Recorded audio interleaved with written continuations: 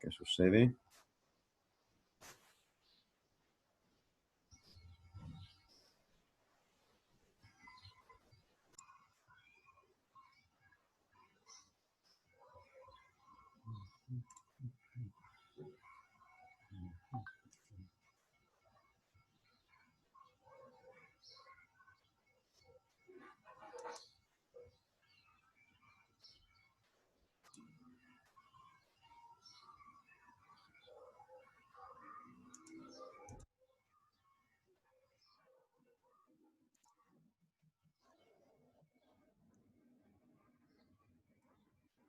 Bueno, entonces ya sí, ya nos escuchamos ahora. Jóvenes. Sí, sí, Tenemos todo bien. problemitas por ahí.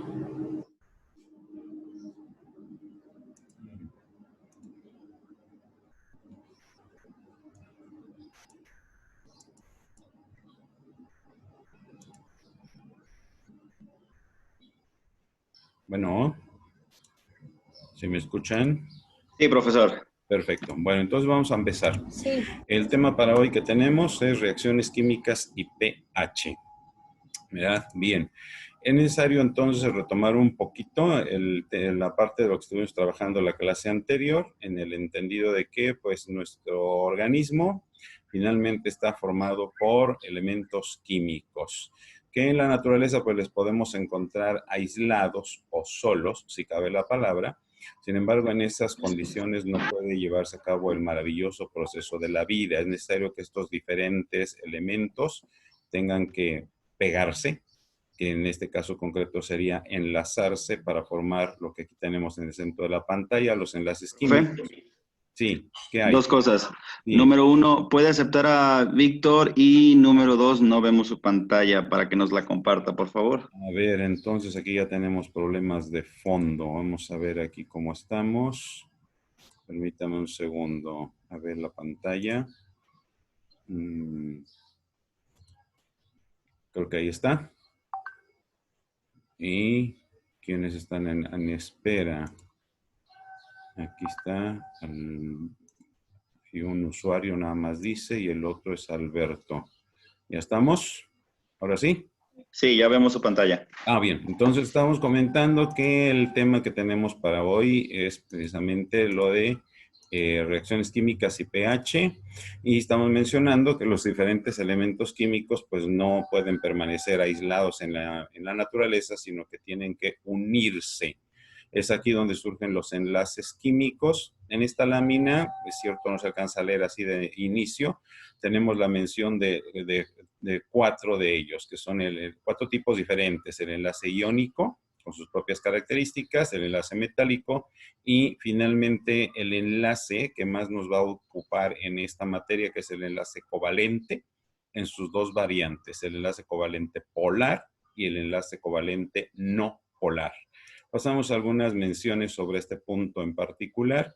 En cuanto al enlace covalente metálico, el nombre mismo nos lo está diciendo, se da precisamente en los elementos químicos que tienen esta particularidad, pues de ser metales.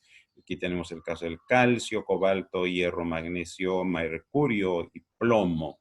Y pues lo que sucede aquí con ellos es que comparten sus electrones de tal manera que permiten ciertas particularidades en cuanto a los metales, como conocemos el caso de la conductividad térmica, o sea, es decir, un metal fácilmente se calienta, podemos calentar un extremo y en el otro extremo percibimos el calor. Lo mismo también la conductividad eléctrica, el brillo característico, que no es igual en todos, pero que todos lo tienen. La maleabilidad, que consiste precisamente en la oportunidad que se tiene de poderlos mover o más bien doblar con cierta flexibilidad. Ya pasando al otro terreno, tenemos el enlace covalente no polar, que se da en elementos metálicos que comparten sus electrones, pero son elementos, perdón, no metálicos, aquí nos faltó la negativa, no metálicos, como es el caso, aquí tenemos el ejemplo del oxígeno y el nitrógeno.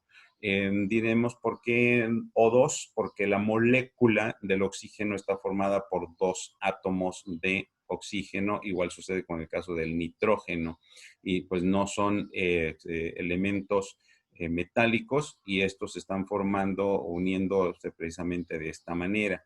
Ahora bien, el enlace covalente polar propiamente dicho, bueno, el no polar se le llama apolar. ¿Por qué razón?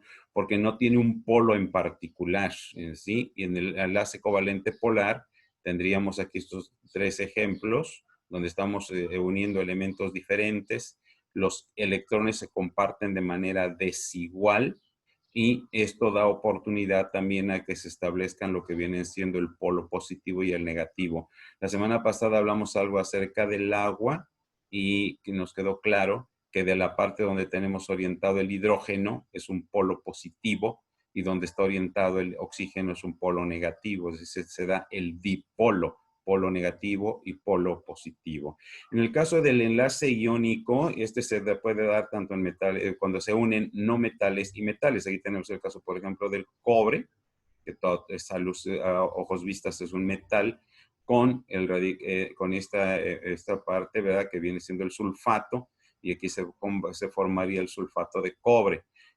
Tenemos el caso del cloruro de potasio, el de cloruro de magnesio y el cloruro de sodio, y en este caso el fosfato de calcio. Entonces, veamos, son fórmulas que se manejan de una manera distinta y los electrones son más atraídos por los no metales. También existe un polo positivo y un polo negativo y tiene la particularidad en este caso de que estas fórmulas, estos elementos, o estas moléculas, mejor dicho, se pueden incluso formar cuando están en estado líquido, o sea, las ponemos en agua y fácilmente favorecen la conducción eléctrica. Es una particularidad que tienen estos elementos. Bien, aquí tendríamos un poquito abundando sobre esta situación, mencionando incluso algunas características físicas y químicas de las moléculas de acuerdo al tipo de enlace que se da entre ellos. Bien, pasando ya un poquito más al tema que nos ocupa. ¿Por qué la mención del asunto de los enlaces? Porque cuando se desdoblan o se desintegran las moléculas y nos dan la oportunidad de tener nosotros lo que viene siendo la formación de iones, que lo mencionamos la clase pasada, por ahí revísenlo. Un ion es una molécula que precisamente, o un elemento químico que adquiere carga. La carga puede ser positiva o negativa. Es un asunto que vamos a abundar en esta oportunidad. Y bien, pasemos entonces ahora a lo que viene siendo el pH, y los sistemas amortiguadores y las reacciones químicas en la célula. Cuando hablamos del pH, ya de alguna manera tenemos la idea general de que existe una escala de medición. El pH puede ir a niveles más extremos, sin embargo, para fines de lo que se refiere a las ciencias de la salud, los rangos que nos interesan son del 0 hasta el 14. La escala la podemos poner en vertical, la podemos poner en horizontal y eso es lo de menos. Y tenemos entonces que del 0 al 14, pues la mitad viene siendo el 7. Es entonces a esta parte donde en términos de pH se le va a llamar el pH neutro o neutral. Lo que avanza del 7 hacia el 0 va a ser el pH ácido, de 7 hacia el 0. Aquí nos dan algunos ejemplos. Nosotros podríamos rescatar el caso, por ejemplo, entre el 2 y el pH 2 y 3. Tenemos el asunto de lo que es el jugo de limón. Aquí hay un amiguito muy conocido por muchos, el caso del vinagre. Y pues por aquí también anda en este caso lo que se refiere al pH al interior del estómago, que es un asunto importante para nuestra materia. Aquí se nos da el ejemplo entre pH entre 4 y 5, generalmente las bebidas alcohólicas. Y notemos, el pH de 5 a 6 encontramos algunas frutas, verduras, incluso a nivel del 6, pH 6, encontramos ya algunos desechos humanos, como es el caso de la orina, alimentos también como hacia el 7, la leche, el agua destilada. En el pH de 7 propiamente está el agua destilada, porque el agua natural no propiamente está en este rango. Bien, del 7 en adelante vamos a encontrar lo que viene siendo el pH alcalino, y aunque aquí no puse el término, por favor anótenlo ustedes. Se le llama también pH básico. son los dos términos con los que se maneja, alcalino o básico, y va del 7 hasta el 14. Y aquí tenemos a alguien conocido, como es el caso del bicarbonato de sodio. Bueno, los que van con frecuencia al mar, pues aquí tienen, ¿verdad? El agua de mar está en un pH entre 7 y 8. La pasta dental, leche de magnesia, el amoníaco, la lejía, ¿verdad? La encontramos ya hasta un pH de 14. Lo importante aquí es entender estos rangos. ¿Por qué razón? Porque el pH en el caso del ser humano, lo vamos a ver enseguida, tiene un rango muy escaso de movimiento. Sin embargo, como ya mencionamos, el pH a nivel del estómago está alrededor de 3 y el pH a nivel del duodeno anda alrededor de 7, 8, más o menos, ¿verdad? Se mueven los rangos según la necesidad. Hay una explicación muy vasta y para mi gusto complicada de lo que significa el pH en términos ya más precisos de lo que viene siendo la química inorgánica. ¿Por qué razón? Porque pH, ¿qué significa? Significa potencial hidrógeno. Y en otra palabra, recordemos que este paréntesis así cuadrado se le llama corchete en química, y cuando encerramos en el interior de ese corchete algo, tiene un significado muy particular para nosotros. ¿Qué significa el pH entonces? Anótenlo por favor, es la concentración de iones hidrógeno en una solución o en un medio. Repito, Ay, pH. profe, ¿lo puede repetir otra vez? Sí, sí, ahí voy, calma, calma. Sí, Perdón. pH, ¿qué es el pH en términos, como decimos luego, en términos cristianos? Es la Ajá. concentración de iones hidrógeno, concentración de iones hidrógeno en un medio o en una solución. ¿Por qué lo hablamos así? Porque ¿perdón? Bien. No, está bien. Gracias, profe. ¿Por qué lo hablamos en ese término? Porque no es lo mismo hablar del pH, tomemos uno de los ejemplos que ya vimos, del pH a nivel de lo que viene siendo un café, a lo que viene siendo, por ejemplo, en el interior, por ejemplo, de la vesícula biliar.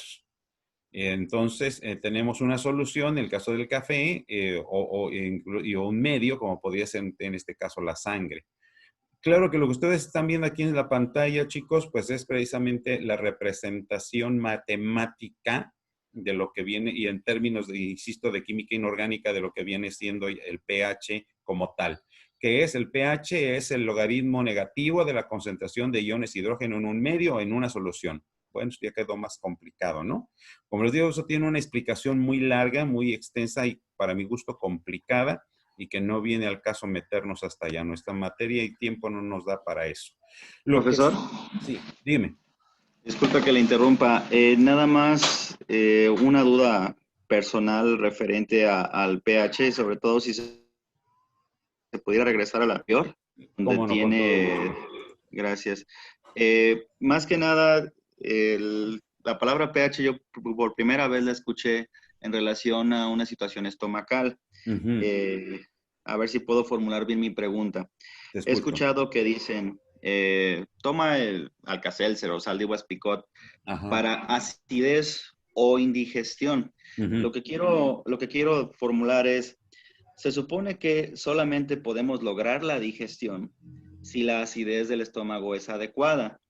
Al aplicar un bicarbonato de sodio, por ejemplo, vas a alcalinizar el estómago. Lo que quiero decir es, ¿no haría eso que sea más difícil la digestión del alimento si yo hago mi estómago muy alcalino? O sea, comprobado está que te quita el malestar, Sí. pero a lo que voy es, ¿no es un tanto contraproducente que se esté haciendo esto? Hablo de absorción de nutrientes, hablo de un proceso metabólico apropiado. Se supone que el estómago debe de ser ácido, como usted lo dijo, en un nivel 3, en un grado 3, perdón. Entonces, ¿no es un tanto contradictorio cuando se habla de esto? Mira, Chava, tú mismo has dado la respuesta. El asunto es el siguiente.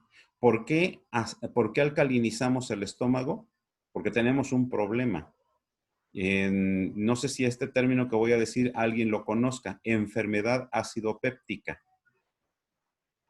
En ese término, con Sí. ese término englobamos todo lo que viene siendo las gastritis, duodenitis, esofagitis, que son causadas precisamente por un exceso de ácido clorhídrico en el estómago y que al no ser controlado de manera correcta por el organismo nos causa problemas inflamatorios a nivel no solo del estómago, sino también del duodeno y también del esófago. ¿Qué tenemos ahí necesidad? Buscar la manera de alcalinizar el estómago. Sí, sí es verdad. Un estómago alcalino no nos va a cumplir con su función como fisiológica, dicha sea la palabra, de manera correcta. Entonces, ¿por qué razón? Porque el pH ácido a nivel del estómago nos ayuda para la digestión química de las proteínas. Es ahí donde inicia el desdoblamiento de las proteínas. Ya lo veremos cuando toquemos el punto. Y entonces, al vaciarse el estómago al duodeno, en el duodeno, el pH que necesitamos ahí es alcalino definitivamente.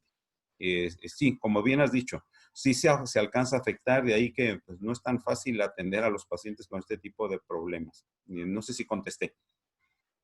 Básicamente lo que me dice es que es una medida un tanto desesperada para evitar el daño, pero a su vez estamos causando un daño diferente, ¿no? Exacto. O sea que ahora sí que arreglando un problema generamos otro. Más bien tenemos el riesgo de. Por eso es que tampoco se le pide al paciente que, por ejemplo, se esté tomando el dichoso sal de uvas todo el día. Nada más para el propósito es controlar las molestias. Lo mismo sucede con todos los demás fármacos, ranitidina, omeprazol, pantoprazol y todos esos, la leche de magnesia que también existe. Y hay otras cosas más, ¿no? Pero el fin es ese, tranquilizar la molestia, pero no alcalinizar netamente el estómago, porque eso ya no funciona. Bueno, Enterado, muchas gracias. correctísimo. Continuamos entonces. Bien, entonces para nosotros lo que nos interesa aquí es entender precisamente que vamos a encontrar sustancias o moléculas o compuestos ácidos y básicos. Cuando desdoblamos nosotros una solución, en este caso concreto, si tenemos, por ejemplo, el agua misma, la podemos desdoblar en un ion oxidrilo, que lo tenemos aquí referido en amarillo, oxidrilo o hidroxilo, que es el OH. ¿Qué nos queda libre? El hidrógeno, que es el catión hidrógeno, así se le llama. Lo mismo sucede con el ácido clorhídrico, lo podemos desdoblar y por un lado tenemos el ion hidrógeno o el catión hidrógeno y por otro lado tenemos el anión cloro. Lo igual sucede con la sosa cáustica. Entonces hay que ir familiarizándose con estos dos términos, por favor. Esto sí es importante. Muy bien. De manera fisiológica, lo que mencionaba ahorita el compañero Salvador, pues es algo que se hace a nivel médico, terapéutico, o sea, de tratamiento. Pero el organismo mismo, muchachos, tiene manera de controlar y mantener el pH dentro de los rangos normales. Aquí tenemos en este caso el sistema de amortiguación del pH, perdón, ahí me quedó escrito al revés, la P debe ser minúscula y el H en mayúscula. Tenemos soluciones amortiguadoras y sistemas tampón o buffer. Cuando hablemos de estos términos, o escuchen estos términos dentro de lo que son las ciencias de la salud y propiamente la clínica, tampón o buffer, nos referimos a aquellas sustancias o sistemas que nos ayudan a nivelar o a mantener dentro de parámetros normales el pH. Tenemos el asunto de la ventilación pulmonar y también la filtración renal. ¿Por qué? Porque a nivel del pulmón desechamos primordialmente dióxido de carbono y a nivel renal desechamos algunas sustancias, propiamente la urea, y controlamos el nivel o las concentraciones de carbonato en el organismo. Aquí tenemos los sistemas fisiológicos, orgánicos, o sea, moléculas orgánicas que nos van a ayudar para este fin, es nuestra materia. Tenemos los aminoácidos, ya entenderemos después por qué razón nos ayudan a esto. Y también la hemoglobina, que es una proteína que va en el glóbulo rojo. Y como moléculas inorgánicas tenemos el caso de los fosfatos, que están acumulados primordialmente en el hueso, pero también hay fosfatos circulando en la sangre, y el caso del carbonato. Bien. Dentro de estos sistemas, pues aquí tenemos el caso de los pulmones, que nos ayudan con el intercambio de dióxido de carbono y del oxígeno a nivel de la sangre. El eritrocito con la hemoglobina, según ya mencionamos, y en el caso de los riñones, nos ayuda a desechar el ion hidrógeno a través de la orina y nos controla la concentración de carbonato en el plasma. Bien, por otra parte, Entonces, tenemos nosotros que el pH es en una disociación del agua, vamos a encontrar sustancias que son ácidas, dijimos, y sustancias que son básicas. Las ácidas son sustancias que nos liberan iones hidrógeno. Ojo, vamos a entrar con un juego de palabras de ponernos muy vivos. Si nos libera una sustancia iones hidrógeno, ¿qué pasa con la concentración en las soluciones y en los medios de nuestro organismo? Se eleva la concentración de iones hidrógeno. Y ahí va el juego de palabras. Otra vez repito. Nos libera iones hidrógeno y entonces esta concentración se eleva en el organismo y el pH se baja. Es decir, a mayor concentración de iones hidrógeno, el ¿Hace más pH ácido? se va hacia abajo, hacia el cero. Es decir, se Más ácido. acidifica. Okay. Se acidifica. Al revés. Las sustancias que se consideran como básicas son sustancias que tienen la capacidad de captar iones hidrógeno, es decir, se los roban, los secuestran. Y si los secuestran, entonces, ¿qué pasa con las concentraciones de iones hidrógeno? Se baja. Al bajar las concentraciones, y entonces el medio exactamente se alcaliniza, se va avanza hacia el 14, ¿eh? Jamás vamos a llegar nosotros al 14 ni al 0 en condiciones de vida. Ya verán más adelantito por qué razón. Y pues tenemos lo que se llaman las bases conjugadas, que es una base, ¿verdad? Un radical restante que queda cuando se ha perdido un ion hidrógeno. Bueno, aquí vienen unos ejemplos, el caso del ácido clorhídrico. Cuando se desdobla, tenemos por un lado el hidrógeno y por otro lado el cloro. Y el carbonato, por un lado tenemos lo que viene siendo el hidrógeno y por otro lado se nos queda el carbonato también aquí en el medio. Muy bien. Profesor. Sí, dime.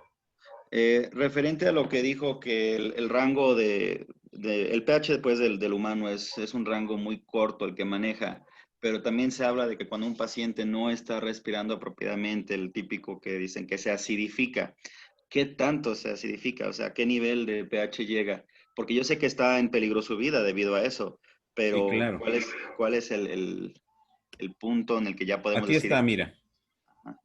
El pH óptimo, y lo leo tal cual, el pH óptimo, es decir, óptimo, el mejorcito, que en la sangre humana debería ser ligeramente alcalino. Notemos, el neutro es 7 y en el ser humano variamos de 7.35 a 7.45. Cuando ya nos vamos más hacia arriba, 7.6, por ejemplo, no, pues hay que ir pensando en comprar café y virotes. Lo mismo si nos bajamos hacia el 7. ¿Sí? El rango, como ven, difícilmente son 10 décimas las que tenemos. ¿Por qué tal vez nos llame la atención, por qué un rango tan corto? Porque si vimos la definición al principio de lo que es el pH, no la que yo les di, sino la que manejan propiamente los químicos como tal, es una variante espantosa, ¿eh? A ver, permítanme, por aquí tengo una lámina. Vean lo que dice aquí. El agua tiene una baja tendencia a ionizarse. Como al ionizarse una molécula de agua se obtiene un oxidrilo y un catión hidrógeno, la concentración de ambos iones en el agua pura es de la misma y es igual a 10 a la menos 7 moles por litro. Es decir, la variación es de miles de moléculas con una décima que se mueva. No sé si me expliqué. Es decir, la variación, cuando lo vemos aquí, es mínima. Casi alguien diría es miserable, ¿no? Pero lo que sucede es que ya en la concentración real es espantosamente grande. Quien guste, pues por ahí en algún documento que puedan leer sobre lo que es el pH, se va a dar cuenta que es un movimiento de moléculas bastante grave. Por eso es que ya el rango es muy breve el que se puede mover. Profesor. Sí.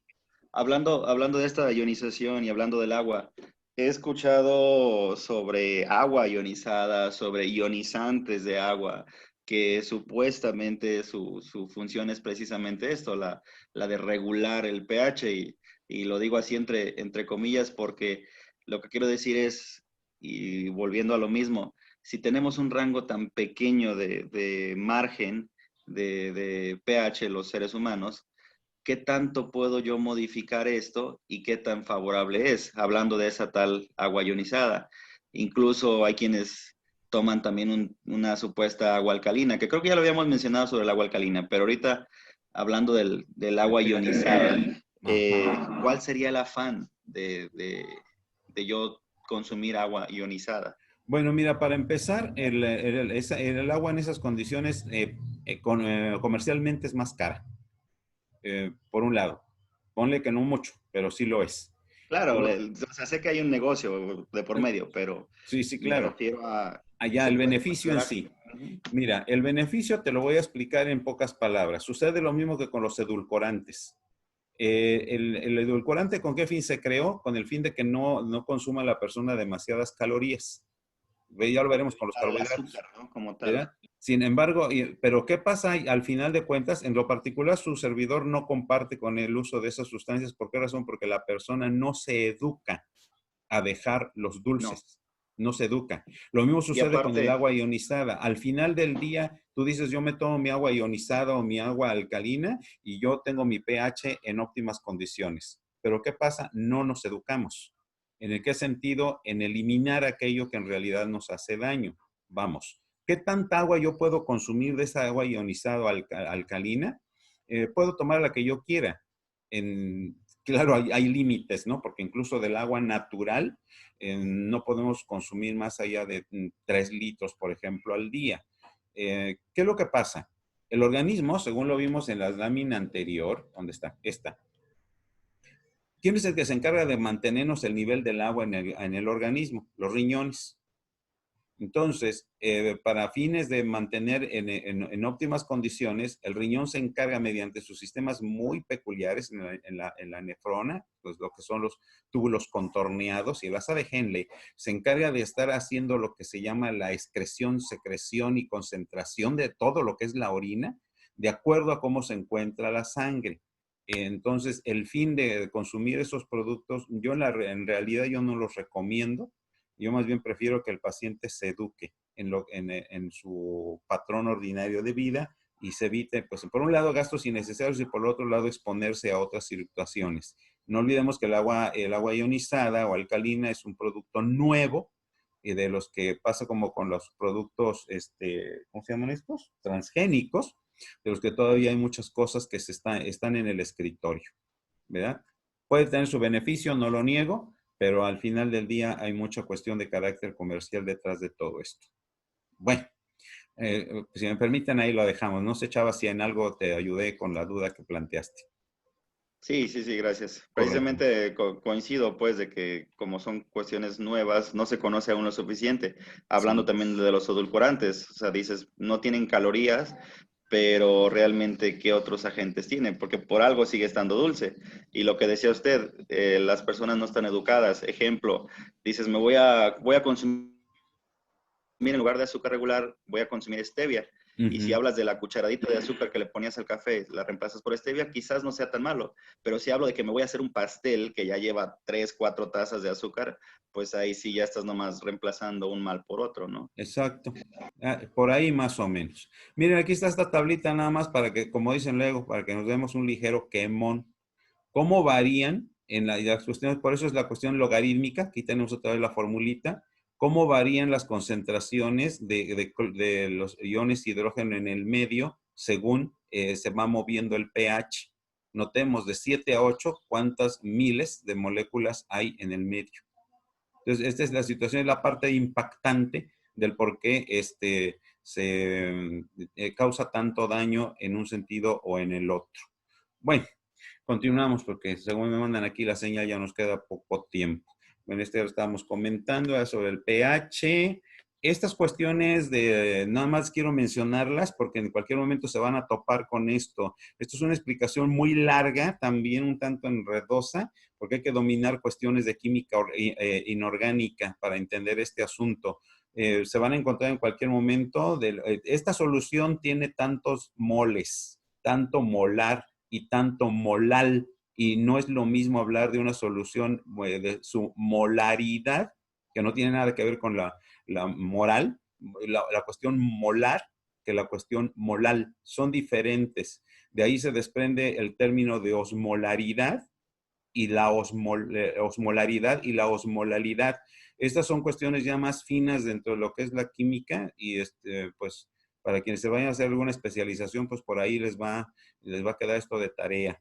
Aquí no nos da tiempo para revisarlo. Bien, los sistemas amortiguadores o del pH, ya lo estamos comentando, ¿verdad? Y nos permiten mantener el pH precisamente en ese rango tan escaso, porque de otra suerte un pH más alcalino o más ácido nos pone lamentablemente en situaciones complicadas, incluso en riesgo hasta de muerte. Bien, por otra parte, hablando ya de las reacciones químicas, tenemos que considerar lo que viene siendo el metabolismo. Del metabolismo como tal, muchachos, existen infinidad de definiciones y en conjunto, ¿en qué consiste? Aquí traje yo dos enunciados que son, digamos, los que más o menos nos concentran en de qué se trata este tema.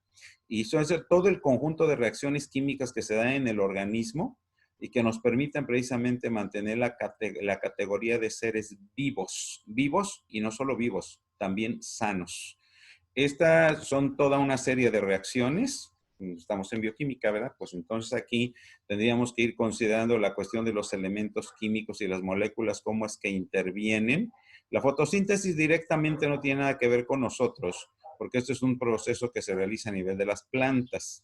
Pero notemos todo el movimiento que se va dando de las moléculas finalmente, en el caso de la fotosíntesis, para obtenernos la glucosa, que la glucosa sí nos interesa mucho a nosotros, porque a partir de ahí vamos a obtener el famoso ATP. Correcto. Y entonces, el metabolismo, eso sí es importante que lo tomen en cuenta, queda dividido en dos grandes vías o rutas metabólicas. Las rutas anabólicas y las rutas catabólicas. Vamos a algunos detalles, a ver el tiempo hasta dónde nos da. Aquí tenemos en esta lámina la mención, ¿verdad?, del metabolismo. Cuando hablamos de las rutas anabólicas, vamos a consumir energía. Por eso aquí dices, hay gasto de energía. Se consume el ATP. ¿Por qué razón? Porque aquí vamos a llevar a cabo nuestras actividades y también vamos a realizar lo que es la síntesis o formación de macromoléculas. Vamos a tomar pedacitos, ¿verdad?, de algunas moléculas para formar unas moléculas más grandes. Y cuando hablamos del catabolismo, primordialmente lo que buscamos es la obtención de energía, pero también vamos a obtener en un momento dado ATP.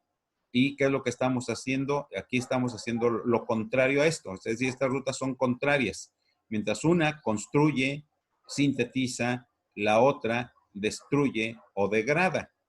En el catabolismo, estamos destruyendo las moléculas. Por un lado obtenemos ATP, pero estamos desdoblando las moléculas. No sé si queda más o menos la mención así desde un punto de vista general. Anabolismo es construcción. Organismo que está en proceso de anabolismo, el niño, porque está sintetizando todos los tejidos para que pueda crecer. Organismo en anabolismo, la embarazada, porque se está formando el producto en su matriz.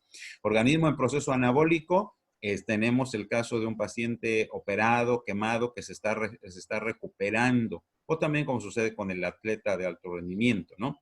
Y en organismo en catabolismo, pues cuando estamos ahorita, por ejemplo, no sé si hayan almorzado, si no lo han hecho, pues están acabándose sus reservas en pleno catabolismo para ponerle atención al profe en los 6 minutos que nos restan de esta clase. Estamos degradando moléculas.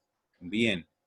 Tenemos entonces que en el organismo estas dos rutas metabólicas, muchachos, catabolismo por un lado y anabolismo por el otro, están en continuo movimiento. Hay una continuidad.